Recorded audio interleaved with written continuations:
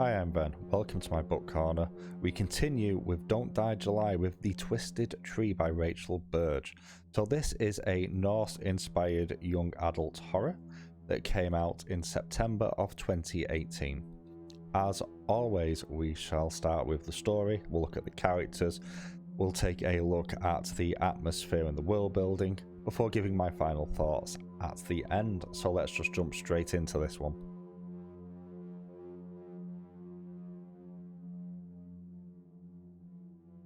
This one has a really interesting story to tell. As I've mentioned, this is inspired by Norse mythology, and this follows a young lady called Martha.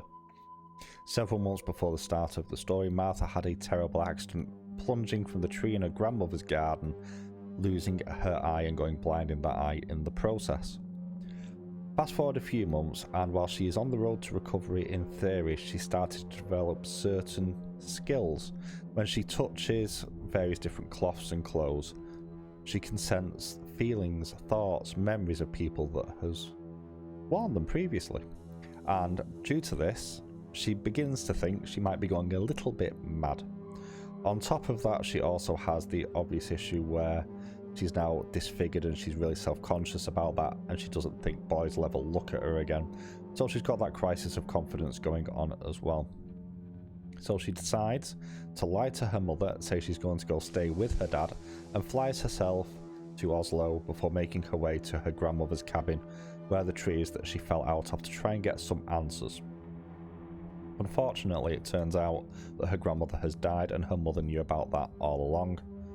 And on top of all that as well, there's some strange boy living in the cabin called Stig, who she's never met before. And finally, just to add a little bit of icing on the cake, the tree is still there, there's something foreboding about it, and there's something screaming in the night, some sort of spirit or ghoul or monster, that she is warned by the local neighbour to stay indoors because of this. And the belief initially is that this is a wolf or some sort of wild animal, but turns out to be something far more supernatural. The story is probably the strongest point in here of all the aspects of this book. Norse mythology is, as always, a really interesting set of mythology to mine for stories, and this does a good job overall, although the pace is quite slow, especially in the first half of the book. But it's a really strong story to start off with.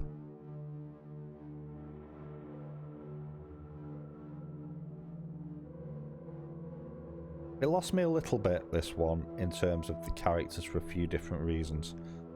Not that they're written badly, however.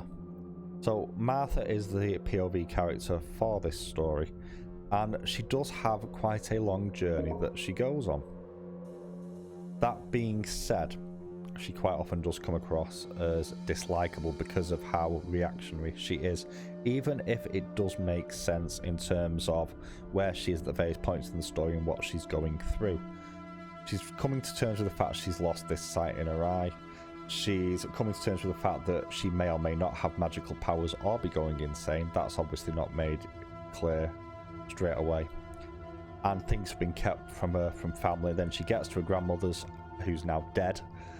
And there's a strange person living there who's broken so they don't freeze step and has been living there for an amount of time that doesn't seem accurate on what he's telling her. So distrustful makes complete sense. And this very much tells the story of, first of all, her getting to know Stig in particular, coming to terms with the family inheritance in terms of the abilities that she seemingly seems to have developed, and also learning a little bit about the language and culture of the Scandinavian countries and Norse mythology, because she doesn't know much about any of this. She's very much been kept away from it deliberately by her mother. Stig is quite interesting in a different way.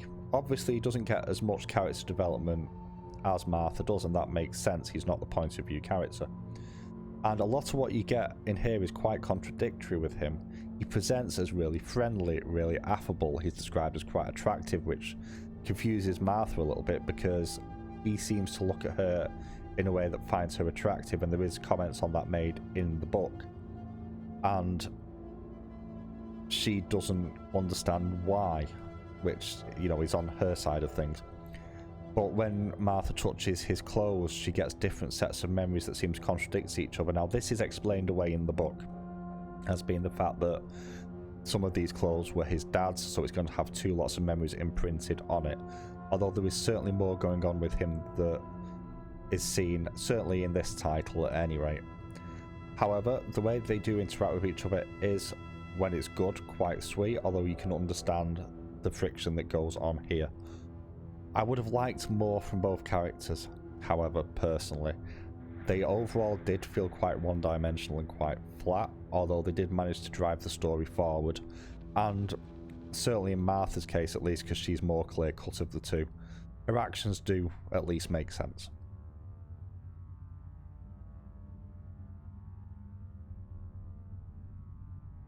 The approach to world building here is actually quite interesting, because you've very much got Martha who doesn't really know a lot of this stuff, so we only get the tidbits that she sort of picks up throughout the story, and it's almost like a culture shock from where she ends up to where she starts. This really does mine Norse mythology, which makes it really interesting in terms of Yggdrasil, Hel, Thor, the Ravens, Draugr. There's lots going on here, as well as the way that the various gifts work that Martha has picked up. Material makes such difference in what she can and cannot read when she touches clothes, and that's really interesting as well, and it all adds to a sense of world building in terms of what's going on. On top of that, there's some scenes in here that are really, really well written in terms of building tension, especially from about halfway in the book.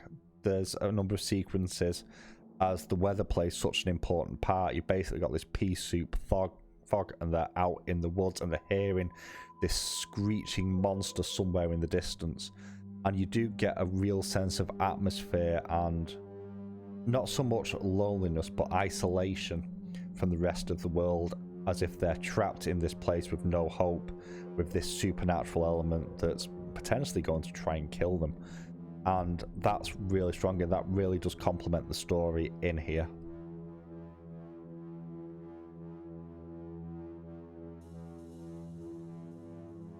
Pros and cons of this one.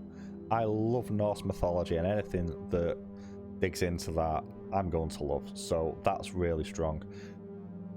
Really well written.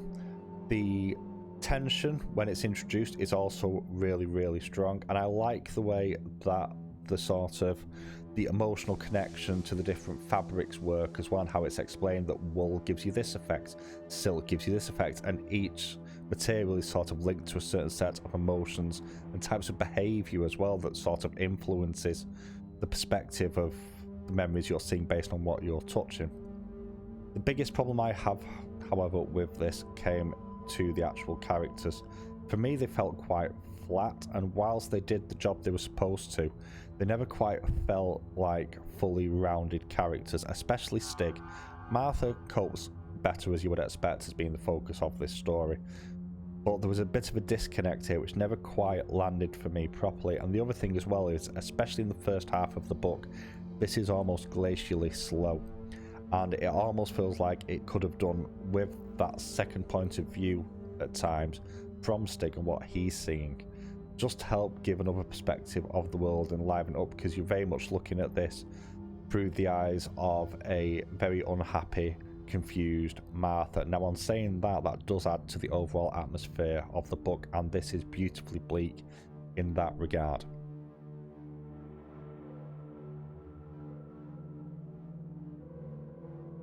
Final thoughts on this one. A bit contradictory in many regards. This goes in a low B tier personally for me. The characters were, for me, the biggest letdown. They just didn't feel as fully fleshed out as I wanted them to do, especially considering the page time in the book. Martha obviously comes off better of the two, but I want to know more about Stig, and I want more information there, and I wanted him to present more than he actually did. Now, that being said, this does, first of all, has a load of Norse mythology in there, which is always an interesting read. It does have really good tension as well, and the descriptive writing is strong. So if you're the sort of person who likes mythologically inspired stories, I think this may well be one for you. But what I would like to know is, have you read this? what do you think of it? Also, on top of that, have you read any mythologically inspired horror stories recently? If you have, let me know what they are in the comments below. I'll catch you all next time.